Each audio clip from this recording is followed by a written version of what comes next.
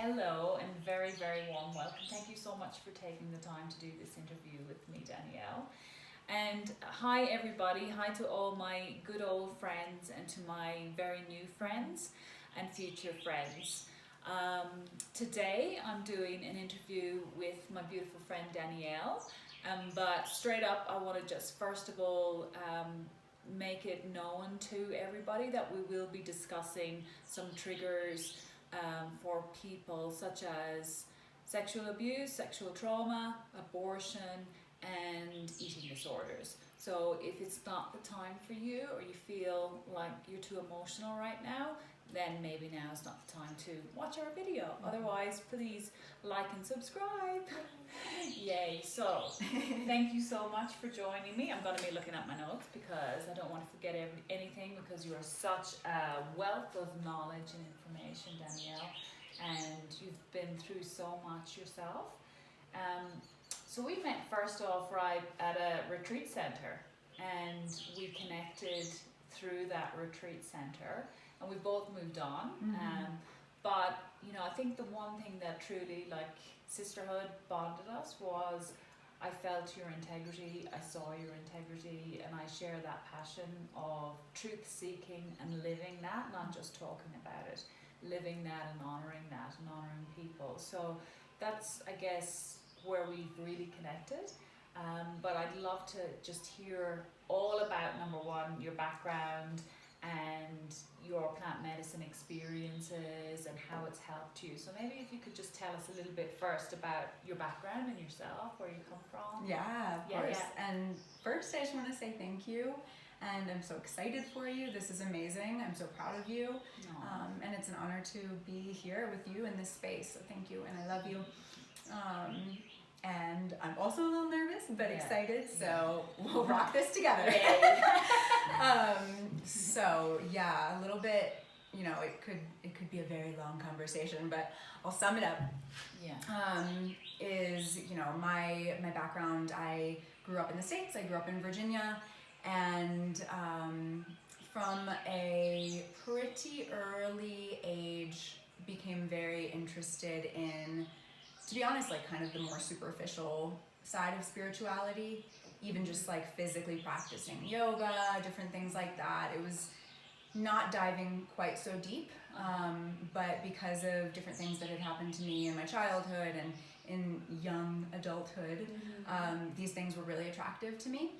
And so I started to dip my toe in the water, like I said, yoga, meditation, different things like that. However, kind of started to follow the path of the traditional lifestyle, especially being from the States, right? So like you go to college, you get a job, etc. So I worked at a marketing agency for 4 years. Wow. Yeah, I know. The good old days, let me tell you. Different world. Definitely a different world. And through a series of very fun events, ended up in quite a toxic job, to be honest, and then also quite a toxic relationship. And kind of got to the point where, excuse my language, but shit hit the fan all at once. And the relationship ended, the job ended, and a lot of things came to light all at once. And again, this is kind of where the trigger warning comes into play for anyone who doesn't want to hear about stuff like sexual trauma, abortions. This maybe isn't the right interview for them to listen to, but I did end up finding out that my partner was quite manipulative, cheating with many different people, and so I ended that relationship. And I actually found out a week after I ended it that I was pregnant. So Wow. Good times. Tough times. And it really was, because that is not something that I ever thought would happen to me, and I think that's probably the case for everybody. A lot of women. And I don't think that a lot of women talk about this. True. I think you're really brave to actually speak about it publicly, so thank you. Yeah, thank you. It's something that I wouldn't have talked about for a really long time. Because it was a really challenging decision to decide what to do. I had always wanted to be a mom, and I always until it happened, thought like, oh, that's just not something that I could do. Yes. Funny enough. And then with the circumstances and with my partner at the time, I just knew that it was not the right time for me. Yeah. So I did choose to have an abortion, and it was one of the hardest decisions I've ever made. Of course. That being said, I do know that it was the right decision. Yeah. So with this end of the relationship, end of my job, all of these things happening at once, I just had to restart. It was like, I need to shift something, you know, all of these things are really pushing and telling me that something is not in alignment in my life. Yes. And there's a reason that all of these things are coming to a head, and I need to make changes. I need to make shifts. So you were listening to the signs. Yeah. And listening to. Yeah. Yeah. And it's funny because it so often we know that we need to make changes, but we're comfortable. Yes. And if we're too comfortable, we're just not going to make those changes. Yeah. You know? So I had to hit a low. Yeah. And that low is actually what was the catalyst for me to make shifts that have been the best thing that could ever have happened to me. Yeah. So I decided to move to Australia. Uh-huh. And, you know, these little hints had been dropped about Australia from friends and different things. So my original thought was, I'm just going to move to Australia for a couple months, Yeah. you know, refresh my energy, Yeah. see what comes next. Mm-hmm. And then I ended up staying in Australia for 2 years. Great place, by the way. I lived there for 20 years, Australian resident. Yeah, I loved it so much. Yeah. So that is really what started everything, because when I got to Australia, got into Workaway, which is basically finding places where you can volunteer in exchange for food and accommodation. Yeah. The first one that I ever did was living on a barge in the middle of the Wow. river. Yeah, Oh. near Sydney. I lived with a robot dance performer and a contortionist. Wow. Yeah. That's amazing. Good times. What an interesting story. Yeah. You have to write a book. Oh, jeez. Yeah, they were awesome. She would like do all these backflips and bends down the stairs and stuff, and they were a fun couple, let me tell you. So that was my first experience with Workaway. I was just living on their barge, helping them. But then I ended up at a yoga retreat center. Okay. And it was half yoga retreat center, half basically like an ashram. It was actually run by Hare Krishnas. Okay. Which is its own religion, but like I feel like the closest thing that you could maybe, if somebody is not familiar with Krishna consciousness, that it's kind of like Hinduism a little bit. It comes from India. Yeah. But anyway, it blew my mind open just to spirituality, to yoga, to meditation, to interacting with people who I had never interacted with before. And you were eating well, probably, as well. Oh yeah, the food was amazing. Yeah. And they even, they, you know, pray to the food, and they offer the food to their deities before they eat. So it's a very spiritual environment, even with just the serving of food. Which is so important. Absolutely. And especially with my background, which we can get into at Yes. some point. But you know, having that appreciation with food, Yeah. in a different way. So that was my first real shift, and we would have sacred circles where it was like sitting together in a sacred space and just sharing openly about things that I had never shared with to even my closest friends and family. Right. And so it just opened things up in a way that I'd never experienced before. And people passing through, volunteers from all over the world, they directed me then to Krishna Village, which is the place that I was for the next basically year and a half in Australia. And that was another yoga retreat. I ended up working there for the next year and a half, and it just continued on this path. So for me, it really started with yoga, spirituality, being just open to different opinions and religions, and I never adhered to one specific thing. It was just like understanding the beauty behind all of them, and that really they're all like leading in the same direction. The core teaching is the same. Yeah. But my time in Australia is where the hint of ayahuasca kept being dropped. Okay. Yeah. So I know you've done a lot of travel. So then did you leave Australia to specifically do plant medicine, or? No, to be honest, I left Australia just purely because my visa ended. So I had a 2-year visa. Yeah. And that came to a close, which ended up being really good timing because I got back to the United States right when the pandemic hit, which I'm very glad I was not in Australia. Yes. Yeah. I know a bit about that. Oh my God, yeah. For those who don't know, it was a shit show. Yeah, it was extremely strict. Yeah. So got back to the States, pandemic hit, Okay. and along with everybody else in the world, I was just on lockdown for those. I think for me it was like 8 months basically. Yeah. And then as soon as things opened up, just the teeniest bit, I went to Costa Rica for my first ayahuasca retreat. So tell me all about that. Yeah. Interesting. So it was in Costa Rica. And it was actually very interesting because it was not an organized retreat center. Okay. You know, in the way that many people experience plant medicines and ayahuasca and things like that. It was this woman, this amazing woman, who rented the venue. Yeah. So she rented the space, she hired the shamans and brought them in, and then kind of hosted the whole retreat, hosted the whole space. So it was 2 nights of ayahuasca and then 1 full day of Wachuma or San Pedro. Okay. And for me, that was my first, that was my first experience with plant medicine beyond very little gentle experiences. Okay. And did you get asked to follow a dieta prior to arriving there? They did suggest it, and I did follow a dieta. I'm quite on it with things like that. Yeah. Like, let me be as intense as possible. So I did follow the dieta for probably 2 weeks beforehand. Okay. Yeah.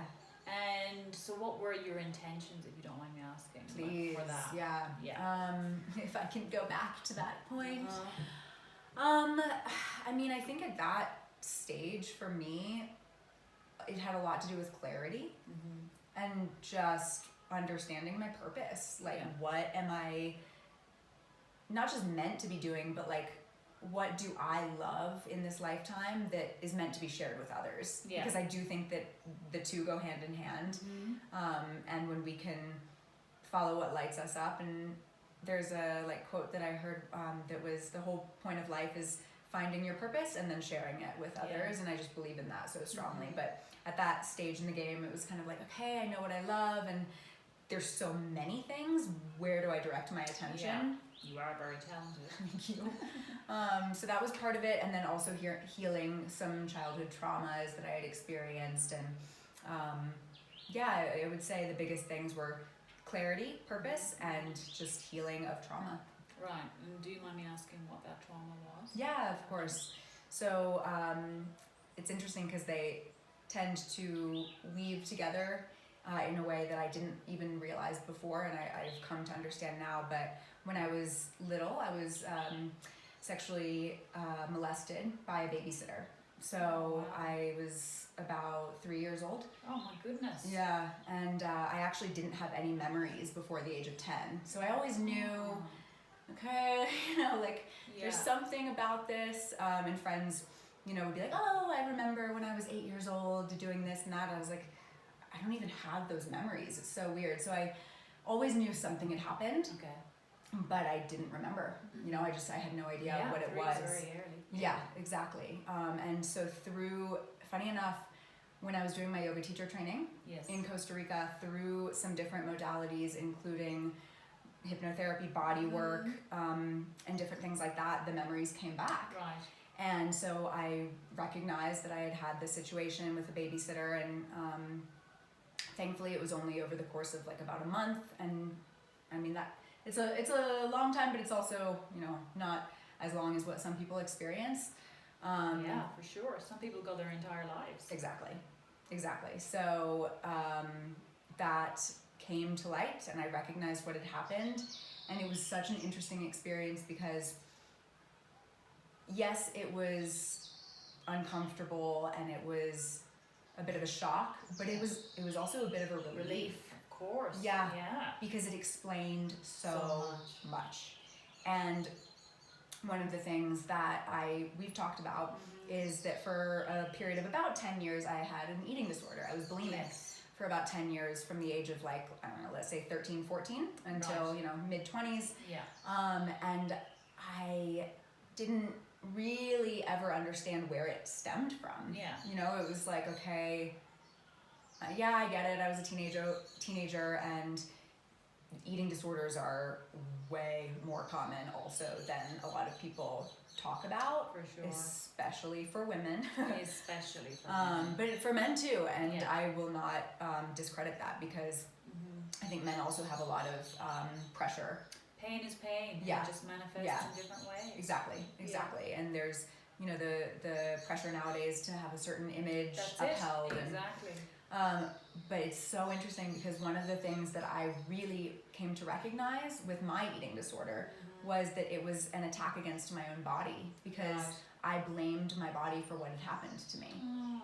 in a very unconscious way. Right, Yeah. right. That's Because interesting. yeah, and I think, you know, maybe it's that from such a young age, because I didn't understand what was happening to me, I thought it was my fault because there was, you know, when you're that age, I think it's like under the age of 7 or something like that, you just That's right. can't truly process trauma. Exactly.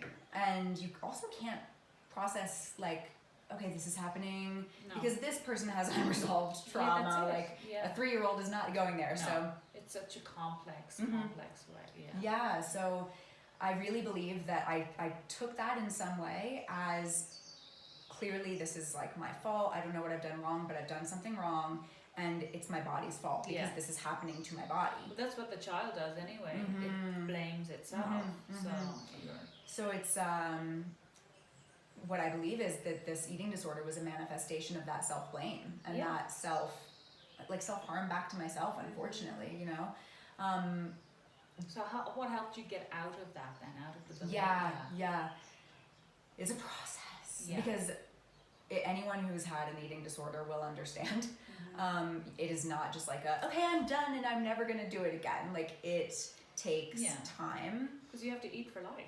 Well, that's for sure. Yeah. Yeah. It's not like Like- it's so not like some other addictions where okay, I'm just not gonna drink alcohol anymore Yes. or I'm just not gonna use drugs. It's like you cannot not eat food. That's right. So that can be quite a challenge to overcome. Huge. But for me, I mean, I think the first step was just the awareness that I didn't want to do it anymore. You know, it was like, oh my God, but it was an addiction. Yeah. And And that's a good point because you have to be ready and willing and want to and be aware.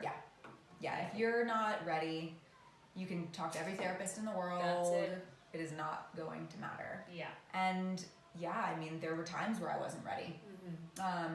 But I did hit a point, thankfully, where I was like, oh my God, I don't want to do this to myself anymore. It is like making me numb. Yeah. Because it was really numbing me. And I didn't want to feel that way anymore. Yeah. And so I remember I called my mom and she was the first person that I had told. And I was just like, this is what has been happening and I don't want to do it anymore, but I don't know what to do.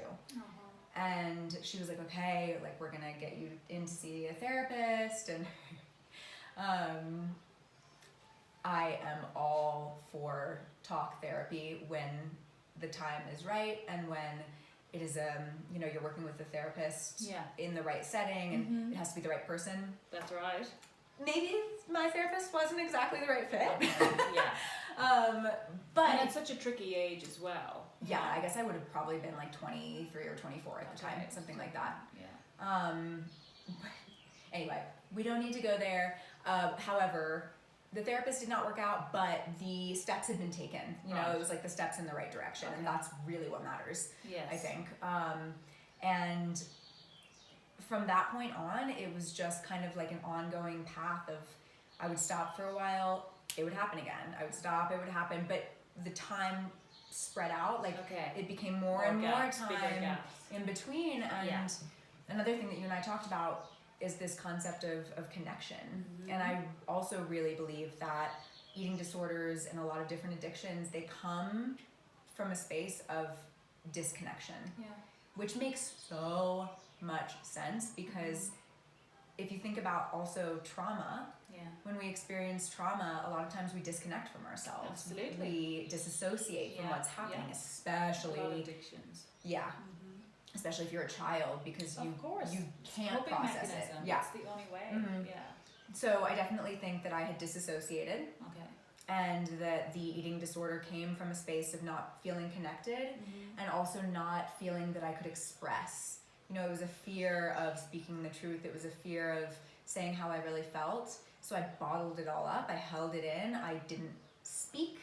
And my eating disorder, bulimia especially, It was a purge. It was a purge. It was a brilliant purge. It was a purge. And so unknowingly, it was the only way that I was allowing myself, as odd as that sounds, but it was the only way that I was allowing myself to release. Yeah. I just didn't realize that was what was happening. It was a coping mechanism. Yeah. And it's no wonder it was so addictive, because you would get such a release then, an emotional release. Yeah. So what I needed was connection. Yeah. That was what was going to really be the catalyst to move on. And how did that come to you? How long did it take for you to get that light bulb moment? 10 years? Yeah. No, I mean, the whole process, right? But once I started to kind of slowly make my way out of the eating disorder, although like I said, it was a continued process, I started just to do more research on it, because I was curious. Why do people fall into this space? Like, what are the causes, and what are the spiritual causes? Yes. You know, not just like the physical. And I knew there was something more to it. You knew it was deeper than just image as well. Yeah, 100%. Yeah.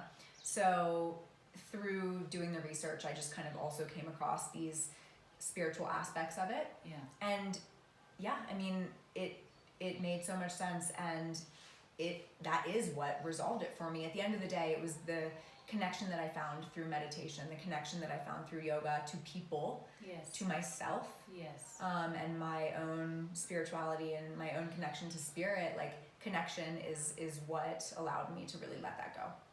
Yeah. Well, that's a huge, huge achievement. Like, that's amazing, and it's a really feel-good story for people out there who are actually experiencing it right now. Yeah.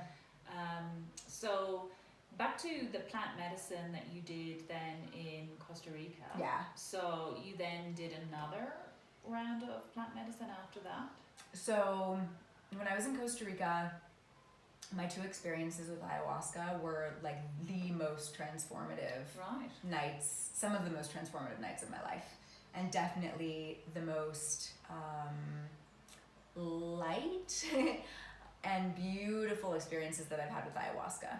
And saying that is not in any way discrediting other experiences that I've had with ayahuasca, because I believe that it doesn't always have to be light and beautiful. We get a lot from the challenging experiences, and I have.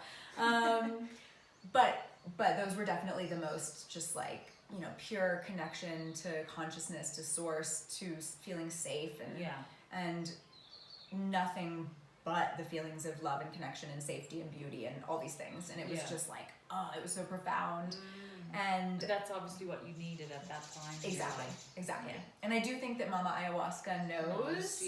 And she knew that for me, if my first experiences had been the maybe more challenging ones, it's possible that I wouldn't have come back.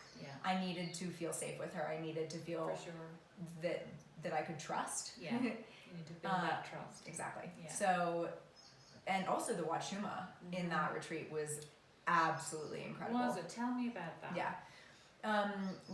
So like I said, this woman had hired shamans, so she brought in a Wachumero specifically for this ceremony, and it was a whole day thing. And the way that he ran the ceremony was just really beautiful. It was very simple. There wasn't a lot of structure to it, so he let the medicine lead and do the work, really. But every once in a while he would, you know, call us back from our time with ourselves and maybe give a little bit of a teaching or share some wisdom from like his tribes and different things like that. And there was this incredible woman, and I think that she actually was from Costa Rica, but I cannot remember 100%. And she kept a fire going the whole day. So she was tending to the fire, and throughout the day we had different opportunities to go and to pray to the fire and to offer to the fire. So whether it was an offering of what we want to heal in ourselves, how we want to connect to our ancestors, to our future generations, who we want to forgive, self-forgiveness, all these different things. And there would be tobacco with these different beautiful, different colored pieces of cloth. And we would put the tobacco in the cloth and we would offer it to the fire. And it was the color that coordinated with, you know, whether it was ancestors or Mother Earth or Father Sky. So that was so beautiful. And it was simple, but I had never felt so connected and so in my heart. Yeah. I mean, that was... And you noticed that because Wachuma is generally a daytime plant medicine, and ayahuasca is a nighttime one. Yeah. So apart from that, what were the main differences that you could identify? You know, and it's very hard. It's a difficult question with drinking ayahuasca and drinking Wachuma. Yeah. I think the biggest thing for me is that Wachuma allows me to still feel grounded and still be here. Yes, yeah. But while receiving just as profound messages and understandings within myself. So you kind of embody them more immediately, the lessons? Yeah, I think so. And which would make the integration, I presume, easier? Or for me... Not. For me, yes. Okay. Yes. I've had experiences with ayahuasca that took, I'm still integrating them, you know, whereas with Wachuma, I definitely think it's like you're processing it right in that moment. Yeah, okay. And for sure there is some processing and integration to happen afterwards. Yeah. But yeah, Wachuma to me feels a little bit more like, okay, I can be in this moment, I can receive what I'm being taught, and I kind of already know, okay, where can I go with this? Yeah. Whereas I've had experiences with ayahuasca where afterwards I was just like, oh, what was that? I don't even know, what do I do? And you could, would you say, for me, I think I feel more safe. Yeah, you know? 100%. Yeah. 100%. And I mean, I think different medicines are for different people. And at different times. At different times. There's so many factors. Yeah, but I agree. I mean, I think Wachuma is something that most people can manage. Yeah. But maybe not, I could not say the same hand on heart for ayahuasca. What would you think about that? I 100% agree. Okay. I do think that Wachuma is a very gentle, heart-opening, loving medicine. Of course, I've even had my experiences with Wachuma that were more challenging. Yes, me too. Yeah. But ayahuasca, you know, I've had moments with ayahuasca where I actually felt more traumatized after the experience than before. Wow. And it really took me serious integration and processing to understand why those things came up, and I did, thankfully, and it was a massive learning experience. And, and I agree. I think it takes a certain person. You need to be really prepared, really ready, and like you've had meditation and yoga to prepare you and to be a little bit self-aware, to be able to manage that, and still it's challenging. Yeah. So I would agree with you 100%. Yep. Yeah. It's not for everyone, and it's definitely preparation-wise something that requires quite a bit of not just, you know, getting your dieta correct or getting off medication, but also psychologically having some self-awareness, being able to ground yourself back into your body meditative-wise. 100%. Yeah. You know, and this is something that we've kind of touched on before as well, but it also even depends on the culture that is sharing the medicine. Yeah.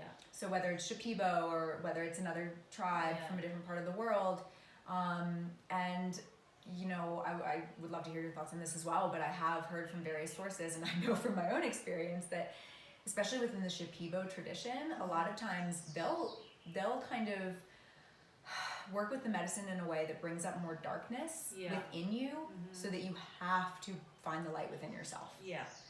Yeah, and I agree. I think so. And I think the more that you can delve into the darkness, the more light that you can embody. But I don't believe it's necessary to do it via ayahuasca. I've had that experience actually with Wachuma, which felt so much more safe. But also it was the Wachumeros that I was working with that created that container. Yeah, for sure. But yeah, I hear what you're saying. I think so also about the differences between, ayahuasca and wachuma, people don't seem to be aware as much that, you can deal with traumas as well with wachuma. So like serious addictions, PTSD, depression, anxiety, social anxiety, sexual trauma, all of these things are almost more, because they're still challenging in themselves, that you need a safer, kinder container to be able to go into that fully, trusting that you will be looked after. Right. And I think people don't realize that about wachuma. Well, that's been my experience anyway. What would you say about that? I think a lot of people don't even know about wachuma in general, right? Like, I've talked to so many people who are, diving into plant medicine, and so they have either tried or are curious about ayahuasca, obviously mushrooms and different things like that, but many people don't even know about wachuma, so that's the first thing.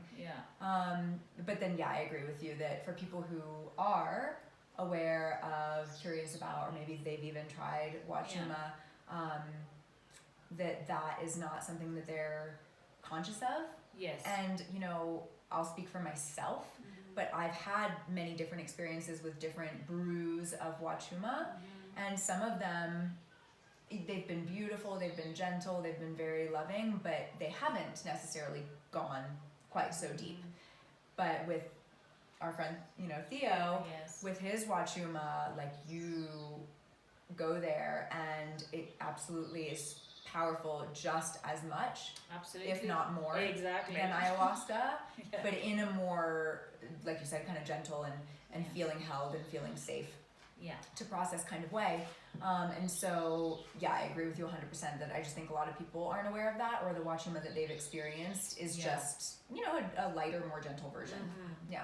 And I think that's because you've got such great experience, and I've had a little bit of experience of comparing retreat centers, but just also we'll go into first even the preparation of the brew. I was honored to have my first retreat with Don Howard Lauder in the Spirit Glass Sanctuary, who talked about the importance of where the brew is made and the intentions you put into it, the length of time it takes.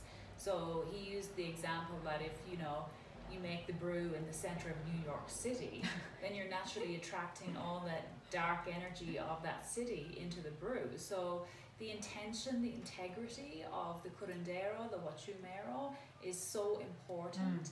And I think it's a little bit of a minefield for Westerners, like Europeans, North Americans, Australians, wherever, coming from another part of the world to ascertain what is going to be a safe container, what is going to be a container with integrity, like a retreat with really good integrity.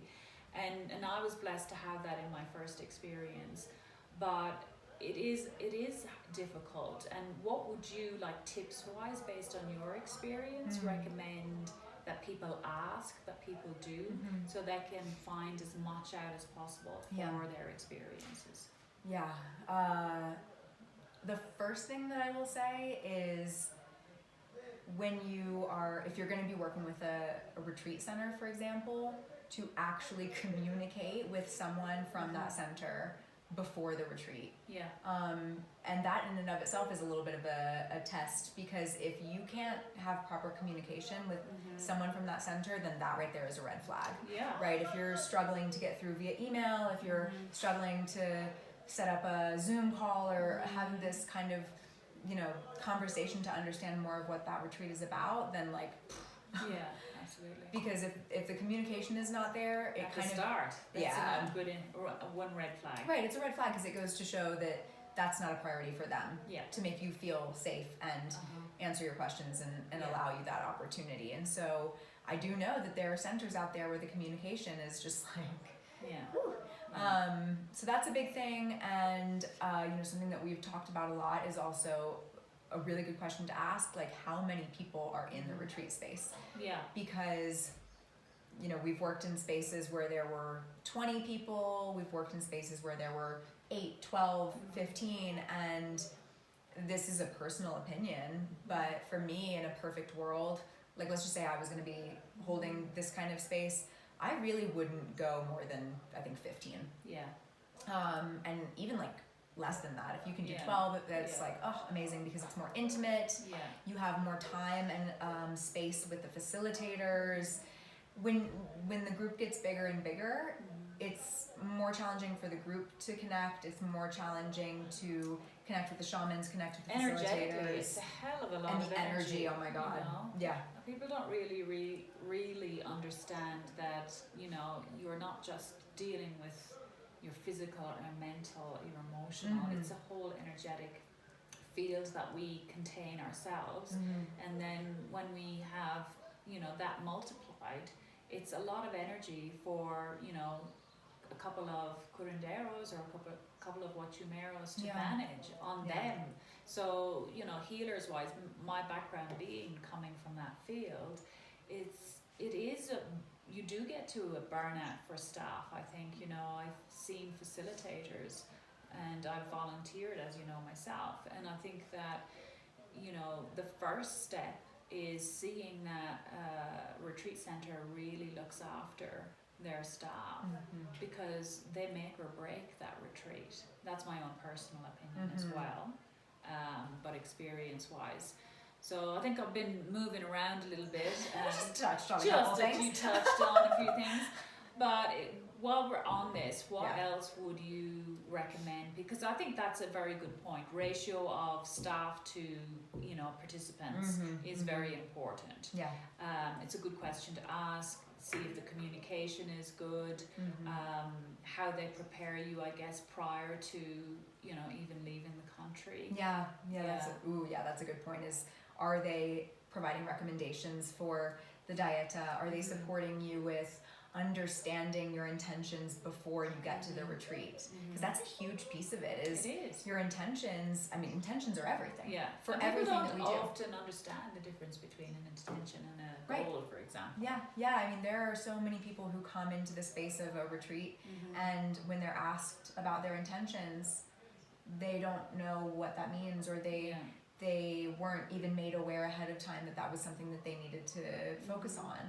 And I believe that should be something that's touched on before they even get to the retreat. For sure. You know, there should be ideally like a call with one of the facilitators or with someone to discuss your intentions ahead of time and to answer these questions and just help you like feel prepared and feel safe and feel connected. Yeah, already.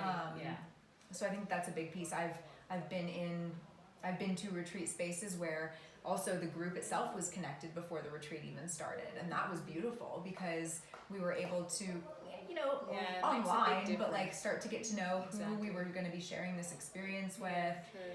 You felt more comfortable. Yeah. You felt more safe, and you didn't walk in on the first day just being like, okay, like yeah. Of course. So that makes a big difference because it's a big thing to be in a group as well and make yourself vulnerable and share your story. Like, again, it takes so much courage for you to be open and transparent today, and I really admire you for that. But those are big topics, you know, to share with a group of strangers. Yeah. So the preparation is extremely important. The preparation and then the after, the integration. And I definitely want to touch on that because I think that's also something for people to really be aware of before they choose a retreat space, is what kind of integration support are they offering? Yes. Because there are some that offer none. Right. And then there are some that offer, 3-hour-long calls afterwards to help you to integrate your experience, or maybe they even have like an online community for meditations and yoga and to stay connected. And no one knows what's going to come up during these journeys. And for some people, like I said, and this has happened to me, they may have an experience with ayahuasca or with bufo or with whatever medicine where after the fact they really don't know what to do with it. They don't understand it consciously yet, or it almost feels like it's maybe re-traumatized them.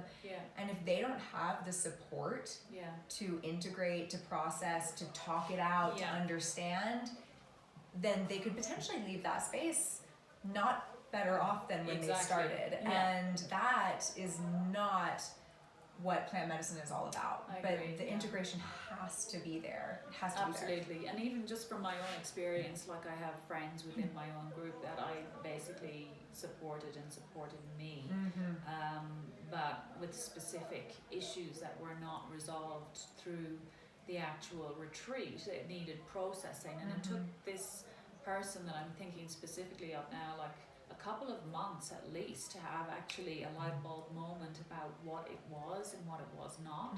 But in the meantime, there was very minimal support and a lot of angst. And you know, I think I'm not saying that I did a great job, but just having someone to listen, you know, to really listen and understand, because truly, unless you've been through the plant medicine yourself, you really can't understand what it is about. Right.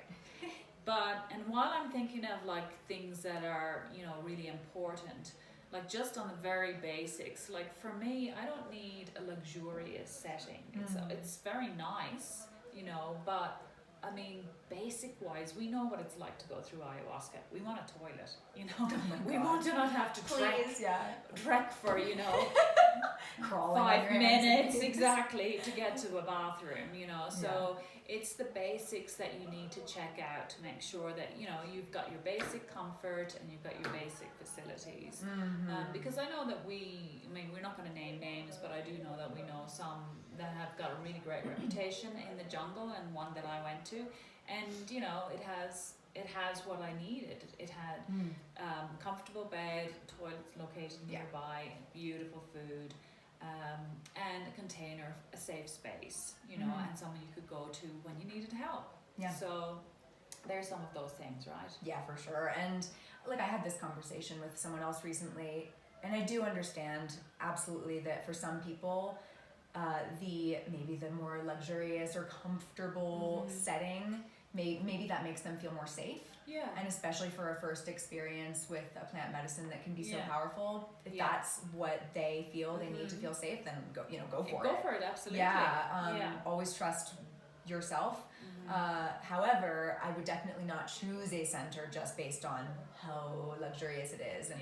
And again, if you're looking at those types of centers, then definitely be aware of like how many people are in this space, because there are places out there with 80, 90, 100 people in ceremony with like 2 or 3 shamans. Yeah, I've heard that too. And it's just not that's just unethical. It's harmful. It's harmful because you don't really have the facilitators and the shamans available to really be there for everyone, depending on what is coming up for them. I mean, it's just not possible with those numbers. No, it's not. Yeah.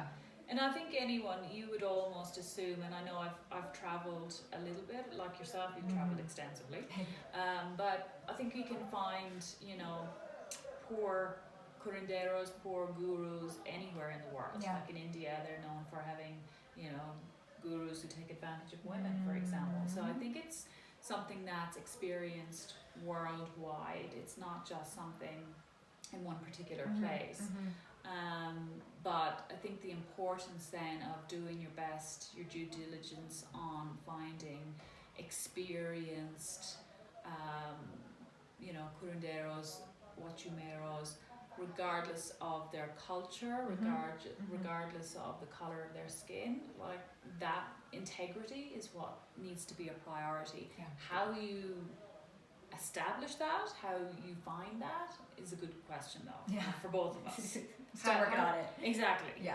But I love what you sort of touched on here, and I would love to address this, is this idea of like the guru, right? Like this concept that we're very much in this space today of, you know, a lot of people are kind of working with gurus, working with their spiritual teachers, and there can be a place for that. Yes.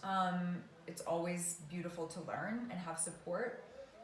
But I would say that if you come across someone who is saying that they are going to be the one to heal you, to have discernment for that, because we heal ourselves. And at the end of the day, no one else is going to, you know, be our savior, be our ultimate healer.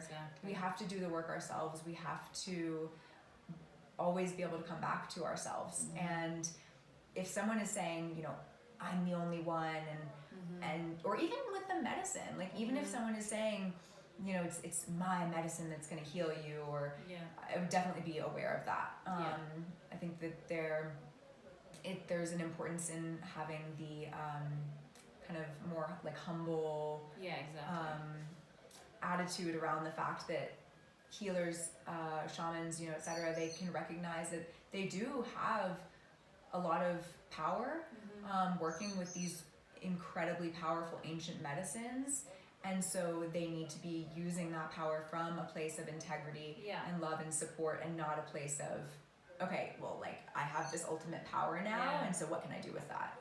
Misusing that power. Misusing it, and I think that, you know, is so important around all kind of healers, that they need to be doing the work, and the really, really good ones will say, you know, I'm still learning, I'm still doing stuff for me, I'm not perfect, I make mistakes.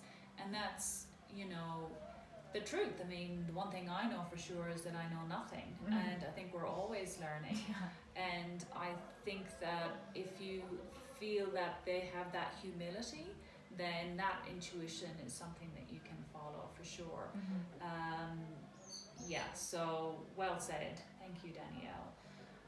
So I did do a little bit of a diversion there, but I want to finish up with your personal like story as well, because you've done so much.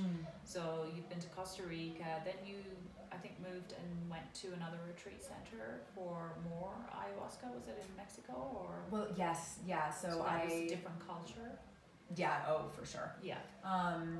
Well, the culture itself in the space was different, but it was actually Shipibo shamans. We were still working with Shipibo shamans. So Costa Rica, and then exactly a year later, I went to Mexico. And in Mexico, I had my second experience with ayahuasca, which was the complete opposite from what I had experienced the first time. So you feel it was more dark? I mean, to be honest, it was 2 nights also. We actually worked with peyote as well. So it was 2 nights with peyote, then 2 nights with ayahuasca after the peyote.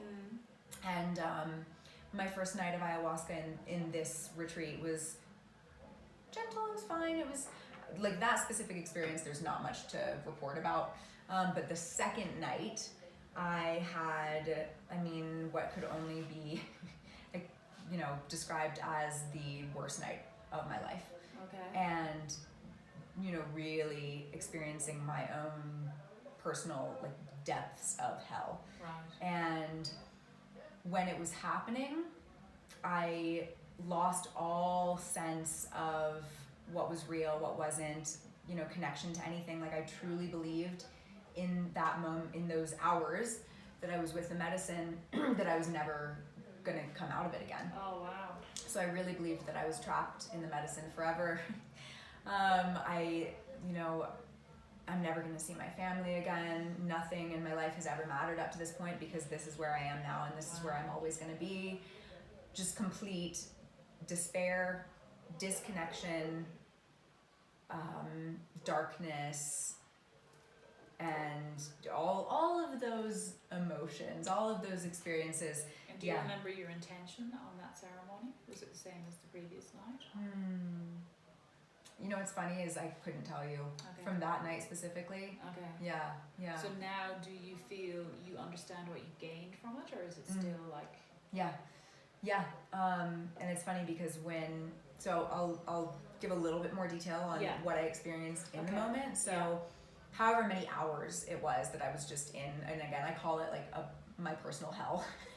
And that's just what I felt, and it was freezing cold, the coldest I've ever been, and I would move up, but not of my own control. It was like Aya was moving me, because I was not able to move my body at all. And I would reach for the blanket, and just before I was about to grab the blanket, she would throw me back down against the mattress. And it was just this torture of like, oh my God, I've never been so cold in my life, but I can't comfort myself, I can't feel safe. I couldn't open my mouth, I couldn't ask for help, I couldn't move my body other than in ways that she was controlling it. And I just wanted to die. Like, in that moment, if someone had said to me like, we can end this for you, I would have said, please. because I'd never experienced such darkness and torture and negativity before. That being said, and I'll touch on that in a minute, like I'll get back to that, but that was my experience in the moment. And basically, all of a sudden, there was just this like moment where there was a recognition and a realization that something was shifting. Right. And it was the first moment of that night, in that journey, where I recognized that I was actually coming out of it. Okay.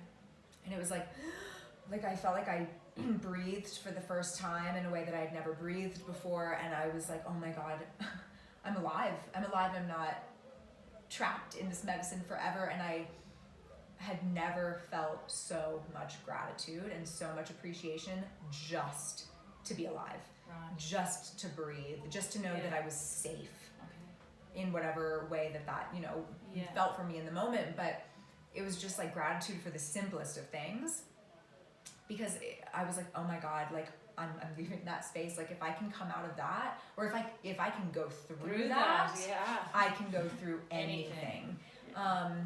However, I will say that the next day and the next couple of days, I felt quite traumatized, because I didn't understand why I had experienced that. I'd never faced that kind of like darkness, I'll put that in quotes, before, because I have something to say with regard to that, but like I just didn't understand. Yeah. And I didn't really have anyone to talk about it with. Right. It was like Were there facilitators there? There were facilitators, but I'll be honest with you, I felt so disconnected. Right. I didn't even know who to talk to. Yeah.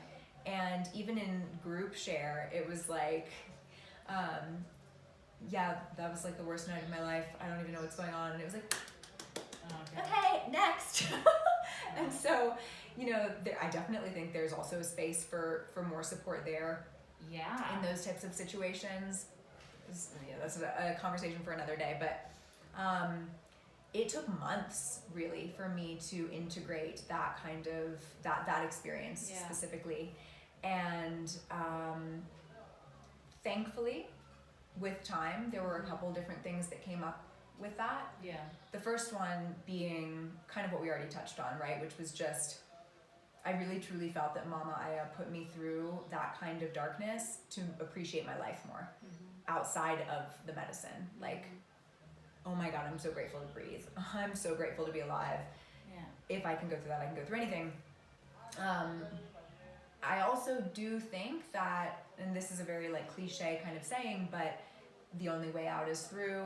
You have to feel it to heal it. Yeah. Those concepts. So I do think that there was a lot of stuff that needed to come out. Yeah. And there was a lot of dark stuff that needed to come out. There was a lot of challenging energy that needed to be released. And so I think that I had to experience it, because it just had to be expressed. It had to be released. And so, would you say you were able to surrender to it, like 100% in the moment? In the moment, would you say you were resisting? I was so resistant. Yeah. Oh my gosh, I've never been so. I just, like I said, I was like, I want to die, help me, get me out of here. But Kill also me now! there was a complete. Like I said, there was a lack of awareness of the fact that I was even ever going to come out of it.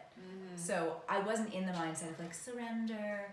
It was more so like, oh my God, this medicine has trapped me forever. It was its own experience. Yeah. So those were a couple things, but I do want to touch on like one final thing that came up with that, that I felt really strongly. Yeah. Is in my life, some of the closest people to me have always been people who have suffered really strongly from different forms of anxiety, different forms of depression, even like suicidal tendencies and different things like this. And although I could sympathize, I could never truly empathize because I didn't understand. Yeah. I had never been in that space of like, I can't go on anymore. Right. Everything is, I feel so disconnected. I feel so hopeless that I would rather die than be in this space. I never could understand that. Right. And from this experience with the medicine, I understood what that felt like for the first time in my life. And I could empathize because it was like, I feel that. I feel what that's like to be so hopeless and so disconnect, because that's what it is at the end of the day. It's disconnection. It's not recognizing, it's forgetting the truth of who we are and what we are, why we're here.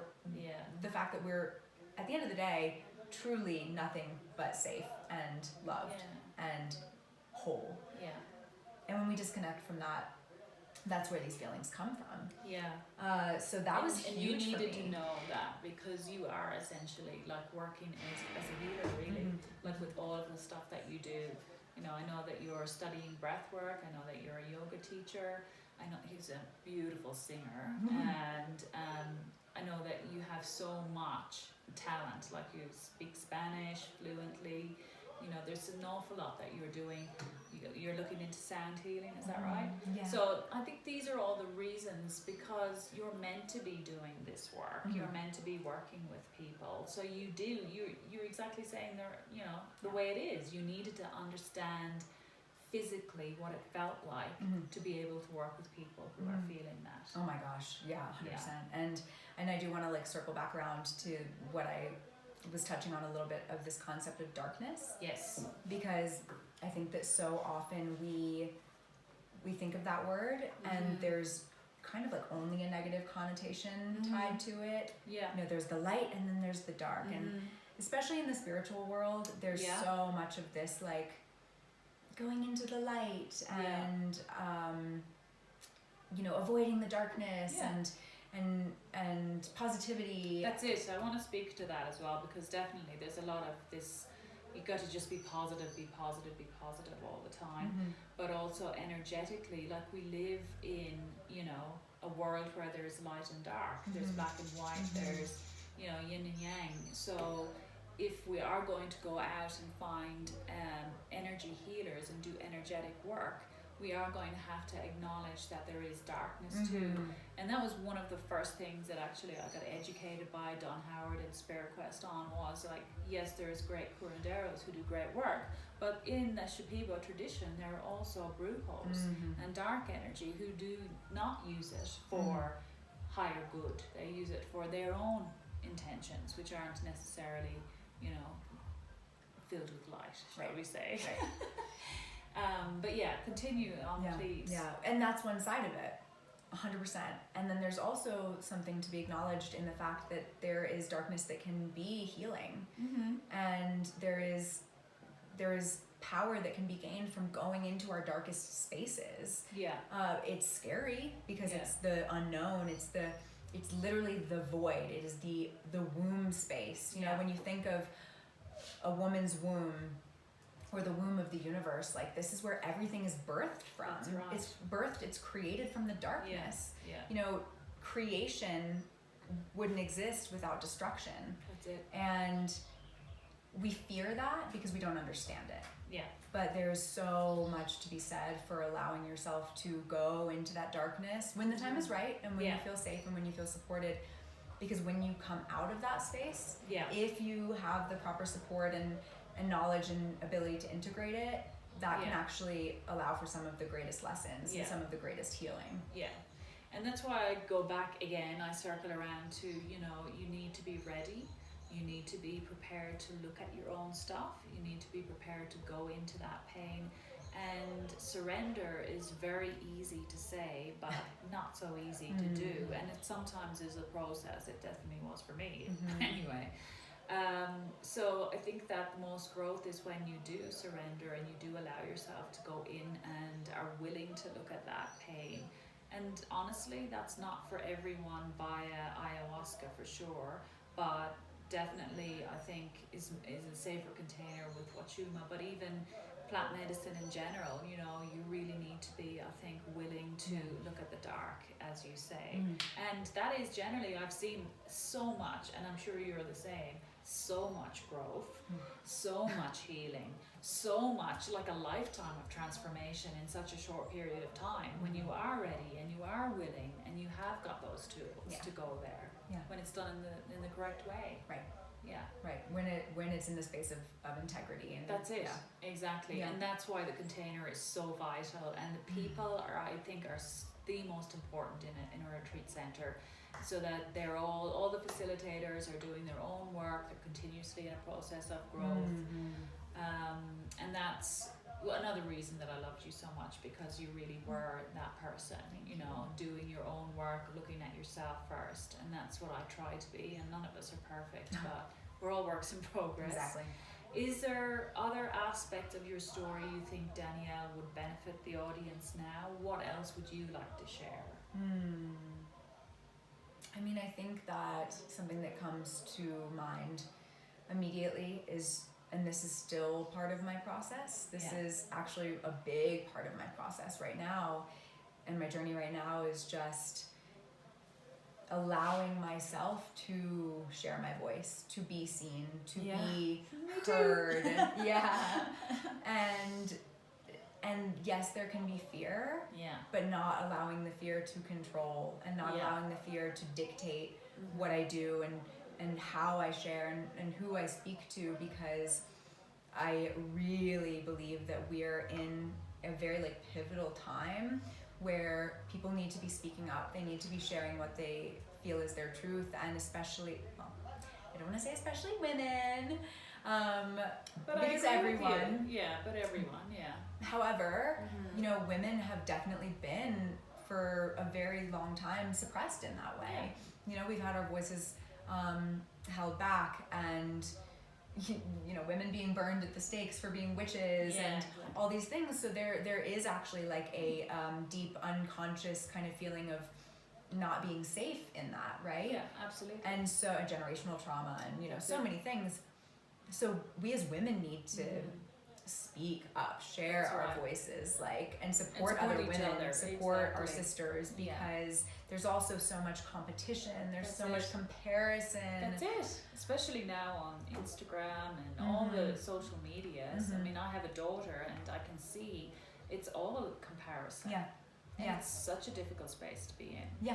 Even in these spiritual spaces. There is comparison, there's competition. You know, it does not change. No, and people are a lot of the time blind to that. I mean, when I started working in that spiritual space, I was absolutely flabbergasted that some of the biggest egos were in the spiritual realm. You know? And I think that's a huge eye-opener in itself, and not just, again, but it brings it back to, again, finding and discussing and having conversations with retreat centers before you get there at all, the importance of that, so that you find that person that you can connect with that will provide that safe container. And it starts from the top. It definitely starts from the top. I mean, that's definitely what I would say right now is, let's all say what we need to say, share our voices, definitely don't let the fear control us, and also support others in sharing what they want to share and what they, you know, need to express, because there's space for everyone. And I love, there was a guest and a friend who said one time, and I just loved how he phrased this, but it was like, you know, you can light someone else's candle and it's not going to dim your own. Right? Beautiful. That's beautiful. So there's space for all of us. And when we lift someone else up and we support, it's just going to bring that energy back to us, you know? And so that's, so that's my path right now, is figuring out what comes next, and just doing it without, you know, without any fear, you know, not holding myself back, and just being unapologetic with what I want to share with the world. Great. So if people wanted to reach out to you, how would they find you? You wanted to? I mean, right now it would just be on Instagram. Or they can WhatsApp me. I have about 8,000 messages a day there, though, so maybe I'll hold off on that. And it's just my name. So, and we can link that. We'll put it under the. No one's gonna remember that one. But Instagram. I do want to create a YouTube channel. Because I really want to start to create guided meditations, yoga videos, sound healing videos, and things like that to share. But that's in the works, and so when that happens, it's exciting. We can let people know. Yes, absolutely. We'll update everybody. So I just wanted to thank you again, and really, really honor your beautiful heart, and thank you. She's so beautiful on the inside as well as the outside. So I'm very grateful to you, Danielle, and I'm very grateful to your friendship. I'm so grateful for you, and I love you, and I'm love you too. proud of you. Yeah, Thank you. likewise. Yay, I love you so much. Thank you. Thank you guys. Thank you so Yeah, much for thank you. listening. Thank you for your time. Take care. Spread the word. Bye.